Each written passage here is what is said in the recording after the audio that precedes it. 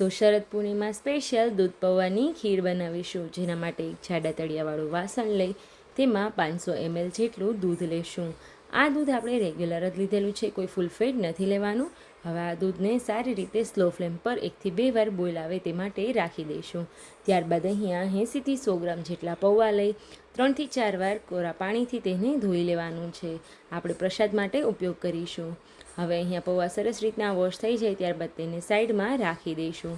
હવે અહીંયા દૂધમાં 2 થી 3 વાર બોઇલ આવી ગયા છે, તો આપણે તેને હલાવી લેશું અને સાઈડમાં આવેલી તરને દૂધ સાથે એડ કરી દઈશું. દૂધને ઘાટું, ક્રીમી અને મલાઈદાર અને ટેસ્ટી બનાવવા માટે મિક્સર જાર લઈ તેમાં 4 થી 5 કાજુ, બદામ અને પિસ્તા લઈશું. એલચી પાવડર અથવા તો આખી 2 એલચી લઈ શકાય. હવે બધી વસ્તુને ક્રશ કરી લઈશું.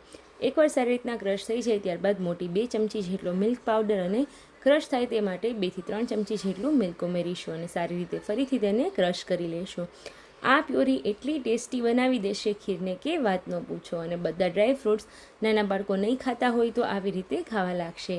હવે આ પ્યોરીને દૂધમાં ઉમેરી ફરીથી સારી રીતે હલાવી 8 થી 10 તાતણા કેસરના ઉમેરીશું. તમે અગાઉથી પલાળેલું કેસરવાળું દૂધ પણ અહીંયા ઉમેરી શકો છો. ત્યારબાદ હું અહીંયા 1 મોટા ચમચા જેટલી સાકર લઈશ. અહીંયા તમારા ચોઈસનું તમે સાકર કે ખાંડ કોઈ પણનો ઉપયોગ કરી શકો છો. ફરીથી બધી વસ્તુને મિક્સ કરી દઈશું અને સાકરને અહીંયા ગરમ દૂધ છે તો ઓગળતા બિલકુલ વાર નહીં લાગે. ત્યારબાદ આપણે તેમાં પૌવા ઉમેરી દઈશું. પૌવા ઉમેરાઈ જાય ત્યારબાદ માત્ર 2 થી 3 જ મિનિટ આ ખીરને ગરમ થવા દેવાની છે.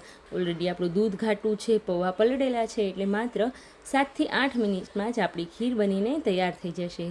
કેસર ખૂબ જ સારું હોવાથી 2 થી 3 બોઇલ આવશે ત્યાં સુધીમાં જ આપણી ખીરનો કલર એકદમ સરસ રીતે ચેન્જ થઈ જશે. કોઈ એક મોટા વાસણમાં લઈ તેને ઠંડી થવા દઈશું અને પસંદગીના ડ્રાયફ્રૂટથી ગાર્નિશ કરીશું. Thank you so much.